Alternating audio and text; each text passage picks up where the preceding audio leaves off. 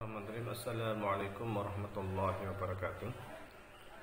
Alhamdulillahirabbil alamin wassalatu wassalamu ala asyrafil anbiya'i wal mursalin sayyidina wa maulana Muhammadin wa ala alihi washabihi ajmain, amma ba'du. Semua sekalian yang saya hormati, pernah saya sampaikan terkait dengan sistem ataupun khalifah menurut Hizbut Tahrir Indonesia. Saya sampaikan di sana bahwasanya itu merupakan bagian dari ijtihadnya HTI. Karena memang ketika kita melihat sejarah politik Islam, banyak versi tentang sistem pemerintahan dalam Islam. Menurut Ibnu Khaldun, tujuan dari pemerintahan Islam itu adalah untuk melindungi dunia dan agama, seperti dalam mukadimahnya. Demikian juga disebutkan oleh Ibnu Taimiyah di dalam Siyasah Syariahnya, bahwasanya tujuan daripada pemerintahan Islam adalah untuk melindungi dunia dan agama. Dan rata-rata para politikus atau pemikir politik Islam seperti Imam Mawardi dalam Ahkam Sultaniyah dan lain sebagainya, mereka semuanya sepakat bahwasanya tujuan daripada pemerintah Islam adalah untuk menegakkan dunia dan agama. Apakah yang dimaksud dengan dunia? Yang dimaksud dengan dunia di sini adalah persoalan yang terkait dengan urusan keduniawiyahan.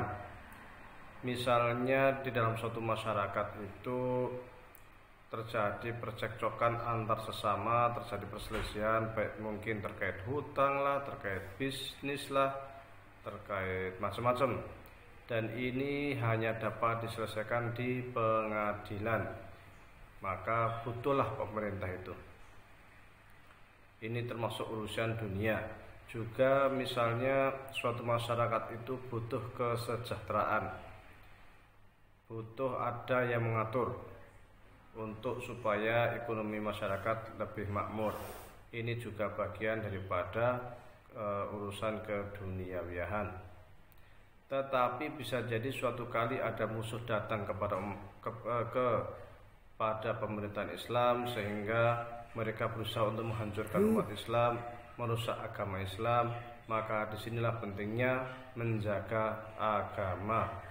Atau bisa jadi suatu saat orang-orang malas untuk menjalankan ibadah sholat, atau butuh ketika haji itu harus ada alat transportasi haji, koordinasi dan sebagainya. Maka ini masuk di dalam menjaga agama. Atau bisa jadi di dalam hal-hal yang terkait dengan hukum-hukum yang hudud dan sebagainya, yang terkait dengan hukum syariat, ini adalah menjaga agama. Jadi tujuan daripada pemerintahan Islam itu menurut para ulama kita adalah untuk menjaga kehidupan tatanan dunia dan agama. Karena memang tujuan dari pemerintah sendiri adalah untuk mencapai kebahagiaan dunia dan akhirat. Maka para ulama kita sangat sering sekali di dalam buku-bukunya itu menuliskan tentang tata cara bagaimana supaya pemerintahan Islam itu sejahtera dengan undang-undang, dengan hukum yang telah tertata rapi di dalam kitab fikih. Maka disebut dengan istilah siyasah syariah. Politik Islam itu sering disebut dengan siyasah syariah. Apa itu siyasah syariah? Siyasah syariah itu adalah maksudnya sebuah tatanan atau fikih yang terkait dengan maslahat orang banyak, yang perlu aturan politik, perlu kebijakan politik. Inilah yang disebut dengan siyasah syariah. Maka Ibnul Qayyim juga mempunyai buku tentang politik Islam ini, tentang siyasah syariah ini. Sebagaimana juga Ibnu Taimiyah yang juga menulis buku juga yang judulnya juga siyasah syariah. Kalau Imam Mawardi menulis buku judulnya Al-Ahkam As-Sultaniyah. Kalau Abu Yusuf menulis buku namanya Al-Kharraj. Tapi semuanya tujuannya adalah untuk siyasah syariah. Siyasah syariah ini inti utamanya adalah bagaimana supaya masyarakat supaya rakyat bisa makmur, bisa sejahtera dengan adanya kepemimpinan Islam. Kepemimpinan Islam ini yang bisa menjaga agama dan dunia, bukan hanya terkait dengan urusan dunia saja, tetapi juga agama. Oleh karena itu, di dalam sistem pemerintahan Islam itu rujukan utamanya adalah Al-Quran dan Sunnah.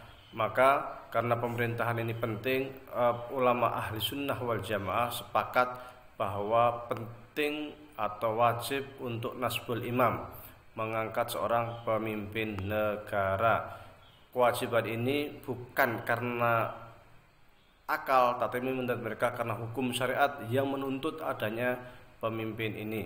Mu'tazilah sendiri juga sama, mengatakan pemerintahan Islam ini penting untuk menjaga keberlangsungan masyarakat.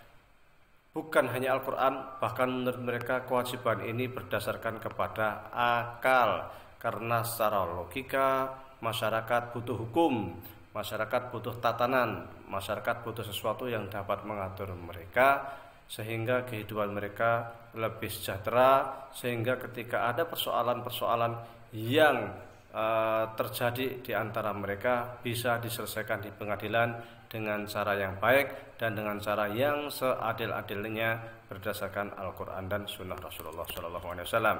Prinsipnya nasbul imam atau keberadaan pemimpin itu memang sebuah kewajiban. Kewajiban itu berdasarkan syariat Islam, berdasarkan hukum syariat. Dan kewajiban ini tujuan utamanya adalah untuk kemaslahatan seluruh lapisan masyarakat demi kesejahteraan mereka dan untuk menjaga agama dan dunia. Wallahu alam. Assalamualaikum warahmatullahi wabarakatuh.